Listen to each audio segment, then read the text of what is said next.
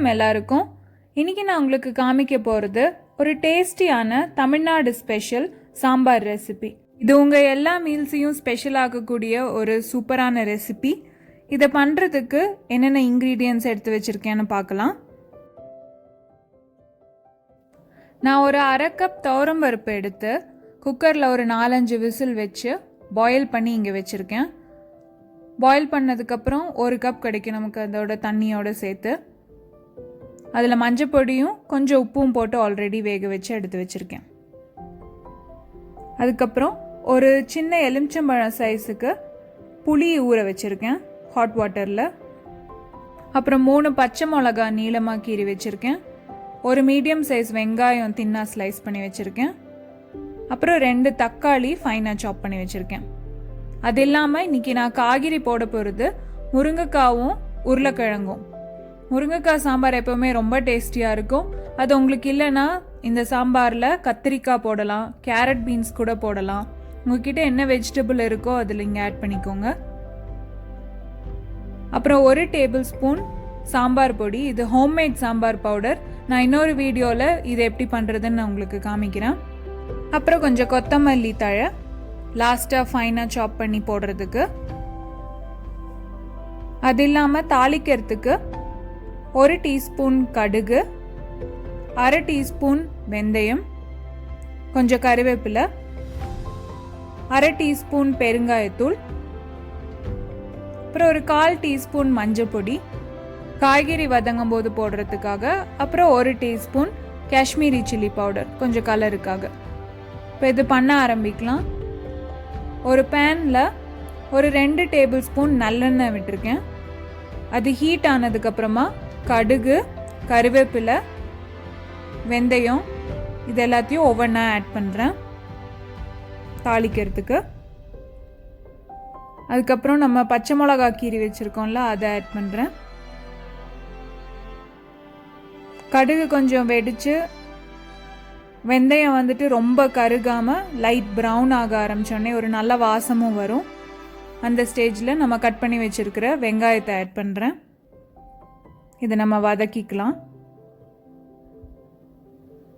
வெங்காயமும் ஒரு golden brown ஆகிற வரைக்கும் நம்ம வதக்கலாம். ஒரு 2 மினிட்ஸில் இதாகிடும்.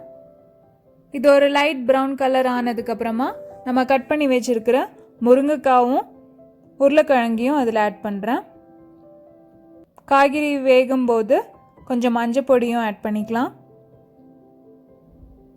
அதுக்கப்புறம் 1 டீஸ்பூன் உப்பும் ஆட் பண்ணிக்கிறேன். காய்கறியும் இந்த வெங்காயத்தோடு சேர்த்து நல்லா வதங்கட்டும். ஒரு 5 நிமிஷம் இந்த காய்கறி கொஞ்சம் வதங்கினதுக்கப்புறமா நம்ம கட் பண்ணி வச்சுருக்கிற தக்காளியும் ஆட் பண்ணுறேன். அதையும் சேர்த்து வதக்க போகிறோம். ஒவ்வொரு சாம்பாரும் நம்ம என்ன காய்கறி ஆட் பண்ணுறோமோ அதுக்கேற்ற மாதிரி டேஸ்ட் ரொம்ப டிஃப்ரெண்ட்டாக இருக்கும்.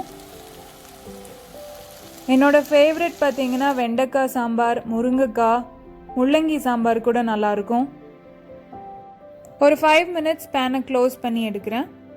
தக்காளி அதுக்குள்ளே கொஞ்சம் வதங்கிடும். இதுக்கப்புறம் ஒரு 100 ml வாட்டர் ஆட் பண்ணிக்கலாம். ஜஸ்ட் இந்த வெஜிடபிள்ஸ் மட்டும் குக் ஆகிறதுக்கு. உருளைக்கிழங்கெல்லாம் போட்டிருக்கிறதுனால ஒரு 5 to 10 மினிட்ஸ் ஆகும் வெஜிடபிள்ஸ் குக் ஆகிறதுக்கு. பார்க்கவே ஆல்ரெடி ரொம்ப கலர்ஃபுல்லாக இருக்குல்ல எல்லா வெஜிடபிள்ஸ் சேர்ந்து. ஒரு 10 நிமிஷம் கழித்து காய்கறி வெந்துருச்சான்னு பார்க்குறதுக்கு ஒரு உருளைக்கிழங்கு கரண்டியால் உடச்சி பார்க்குறேன். பாருங்கள் வெந்துருச்சுன்னு தெரியுது. நம்ம ஆட் பண்ணியிருக்கிற தண்ணியும் ஃபுல்லாக அப்சார்ப் ஆயிடுச்சு. இந்த ஸ்டேஜில் ஊற வச்சிருக்கிற புளியை நல்லா கரைச்சி ஊற்றிக்கலாம். நான் சொல்லியிருக்கிற இந்த புளி குவான்டிட்டியும் 2 தக்காளியும் போட்டால் தான் நல்லா சாம்பார் புளிப்பாக இருக்கும். ஒரு 5 நிமிஷத்துக்கு அப்புறம் புளியோட பச்சை வாசனை போயிடும். அது வரைக்கும் கொதிக்கட்டும். அதுக்கப்புறமா நம்ம வேக வச்ச துவரம்பருப்பை ஆட் பண்ணிக்கிறேன். அதோடு சேர்ந்து 1 டேபிள் ஸ்பூன் சாம்பார் பொடி எடுத்து வச்சது ஆட் பண்ணிக்கிறேன். உங்ககிட்ட ஹோம்மேட் சாம்பார் பவுடர் இல்லைன்னா கடையில் வாங்கியிருக்கிற சாம்பார் பவுடரும் ஆட் பண்ணிக்கலாம், பரவாயில்ல. மற்ற ஸ்டெப்ஸ் எல்லாம் ஃபாலோ பண்ணிங்கன்னா சாம்பார் ரொம்ப டேஸ்ட்டாக தான் வரும். நம்ம ஆட் பண்ண பருப்பு, சாம்பார் பவுடர் இதெல்லாம் வெஜிடபிள்ஸோடு நல்லா சேர்ந்து கலக்கி விடுங்க. பருப்பு எடுத்து வச்ச பாத்திரத்தில் லைட்டாக கொஞ்சம் தண்ணி விட்டு நான் அதையும் இதில் ஆட் பண்ணிக்கிறேன்.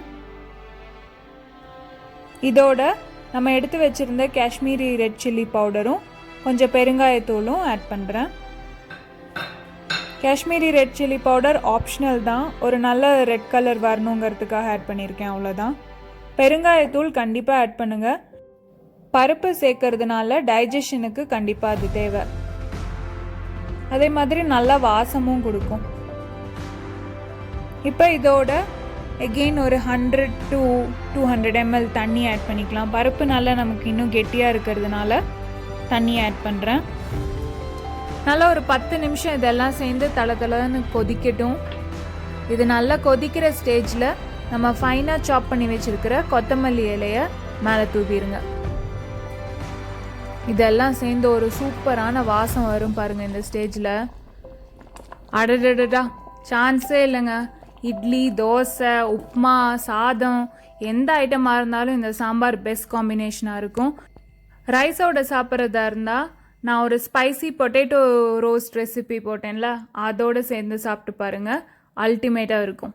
தேங்க்ஸ் ஃபார் வாட்சிங்.